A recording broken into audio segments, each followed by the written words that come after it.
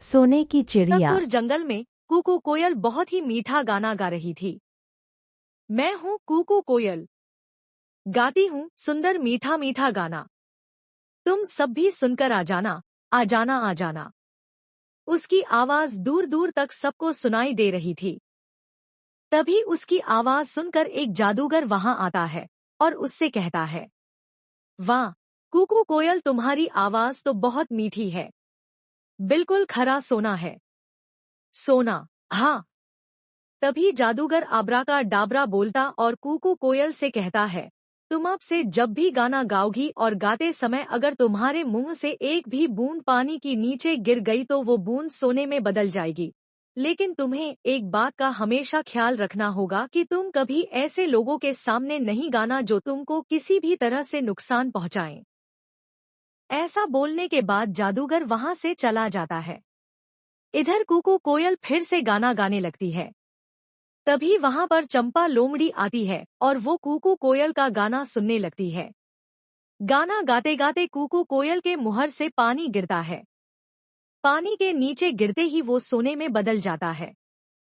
चंपा लोमड़ी अपने सामने सोना देखकर बहुत खुश हो जाती है और झट से सोना उठाती है, फिर वहां से बहुत तेज दौड़ लगाते हुए अपने घर पहुंचती है। इधर कूकू कोयल गाना गाती रहती है। तभी वहां पर एक शिकारी आता है। शिकारी पेड़ के नीचे बैठकर कूकू कोयल का गाना सुनने लगता है। कूकू कोयल गाना गा ही रही थी कि फिर से उसके मुहर से पानी नीचे गिरता है। मुहर का पानी नीचे पहुंचते ही सोने में बदल जाता है। अपने सामने शिकारी सोना देखकर बहुत खुश हो जाता है। वो झट से उसे उठा लेता है। तभी शिकारी फिर देखता है कि ऊपर से पानी की एक और बूंद गिरी जो सोने में बदल गई। शिकारी फिर खुश होता है और उसे भी अपने पास रख लेता है। ऐसे करते हुए कई बूंदें ऊपर से नीचे गिरती है जो सोने में बदलती जाती है। शिकारी मन में सोचता कि शायद आसमान से सोने की बारिश हो रही है और ये सोचते हुए वो एक एक करके सोना उठाता जाता है। तभी शिकारी की नजर गाना गा रही कूकू कोयल पर जाती है और वो देखता है कि ये सोने वाला पानी तो कूकू कोयल के मुहर से निकल रहा। फिर वो बिना देरी किए कोयल को पकड़ने के बारे में सोचता है, क्योंकि कूकू कोयल को पकड़कर वो बन जाएगा अब बहुत बहुत अमीर। इधर कूकू कोयल गाना गाने में इतना खो जाती है कि उसे इस बात का भी ध्यान नहीं रहता कि उसके आसपास कौन है। फिर शिकारी बहुत धीरे से अपना जाल फेंकता है और कूकू कोयल को पकड़ लेता है। जाल में फंसते ही कूकू कोयल कहती है, धत्तेरी की ये क्या कर बैठी मैं। जादूगर ने कहा भी था मुझसे कि आपने आसपास के लोगों से बचकर रहना।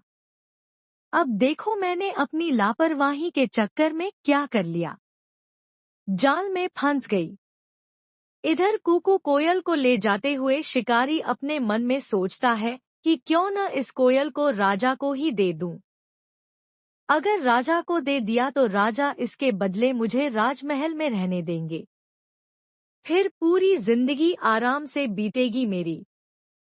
हाँ, यही सही रहेगा। ऐसा सोचते हुए शिकारी राजा के पास पहुंचता है और उसे सारी बात बताता है। राजा कोयल को लेने और उसके बदले शिकारी को अपने राज्य महल में रहने देने की बात मान जाता है। तभी वहां पर राजा का मंत्री आता है और उससे बोलता है कि महाराज, ये शिकारी झूठ बोल रहा। आपने कभी सुना या देखा भी है क्या किसी चिड़िया के मुहर से सोना निकले? भाई मैंने तो नहीं देखा। मंत्री की बात सुनकर राजा शिकारी से कहता है कि पहले मुझे सोना दिखाओ। आखिर ये कोयल कैसे सोना निकालती है, मैं भी तो देखूं। राजा की बात सुनकर शिकारी कोयल से गाना गाने को कहता है। लेकिन कोयल तो इस बार कोई गलती नहीं करना चाहती थी, इसलिए वो अपना मुहर ही नहीं खोलती। शिकारी के बहुत बार कहने पर भी जब कोयल गाना नहीं गाती तब राजा को ये सब देखकर गुस्सा आ जाता है और वो अपने सिपाहियों से कहकर कोयल को जाल से निकाल देता है और शिकारी को पकड़ लेता है। जाल से निकलते ही कोयल गाना गाना शुरू करती है। कूकू मैं हूँ कूकू कोयल गाती हूँ, मीठा मीठा सुंदर गाना। जिसे सुनकर तुम सब मेरे पास और फिर तभी उसके मुहर से फिर से पानी नीचे गिरता है जो सोने में बदल जाता है।